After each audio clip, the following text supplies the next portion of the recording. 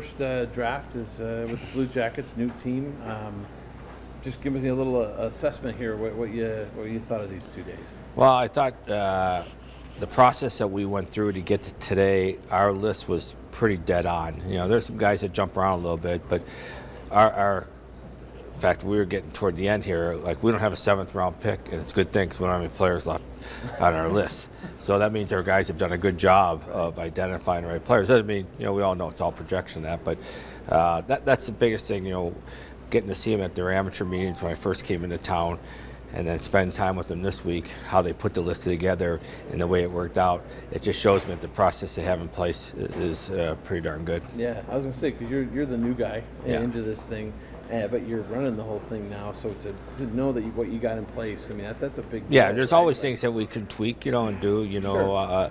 Like maybe bring some analytics more into it. I mean, we do to a certain point, but there's some things. But overall, for what I walked into, I thought it was done very well. You've drafted 4 defensemen in this draft, and I think all of them pretty much have size. Is that something you're looking to add? Some kind of a theme there? Somebody just texted me and said, we drafted a basketball team, nobody under 6'2". We always talk about size, didn't realize it was that much, until I found out. But size is important, obviously, but skating is the key. I don't care if you're 5'8" or 6'7". If you can't skate, you're not going to play in the league. So all these guys, skating was first thing I always ask and talk about is the skating, and all these guys came away with either good skating or exceptionally good skating. A while ago you said you wanted to narrow your list down to about 4 coaching candidates. Where are you on that? I officially haven't interviewed anybody yet. I've talked to some people. I'm going to start that process here in the next few days for sure. So once it starts, like I said before, we were the only team looking for a coach and all that. And this week was going to be a busy week, free agency, which probably won't a whole lot happen. So as I said, when I get into it, I want to be able to stick with it and get somebody hired.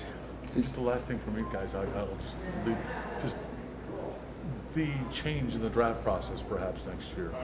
How big of an impact is it? And I keep hearing that it's not set in stone yet. Well, I think from a club standpoint, it's excellent because you can talk freely. We did during COVID where you're in your locker room or wherever you set up, open mic, you don't have to worry about, and you get a lot more room to spread out. The negatives are there's always a lot more trades made in person.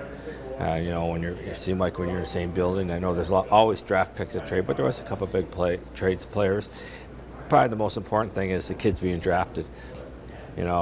First round kids, they get taken probably to wherever they're going to do it on site in New York. But, we drafted a kid in the 6th round and he's here with his parents and everything else, and they're so excited.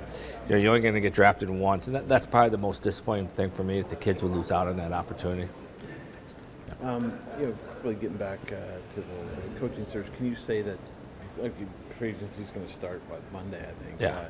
That it'll go beyond that. Yeah, it's going to go beyond Monday, but I don't anticipate a whole lot in free agency. So we're going to try to tweak a few things to that, but yeah, but I like even tomorrow afternoon. I mean, I'll be back in Raleigh. I might do a couple tomorrow afternoon, and I can find some time Monday and Tuesday, and hopefully if we're going to, I guess the 4th is a holiday for some people. But yeah. So how does that conversation go if you do target somebody in UFA and they're like, "Who's your coach?"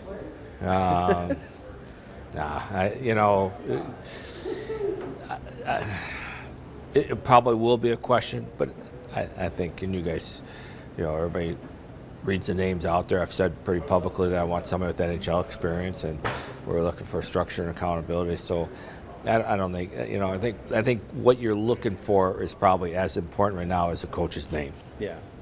Like you said, so you're going to be looking at also for free agency inward, restricted free agents. You got 5 of those left. Yeah. How's that kind of going? Are you guys in talks right now? And yeah, we are. We're some of the guys without.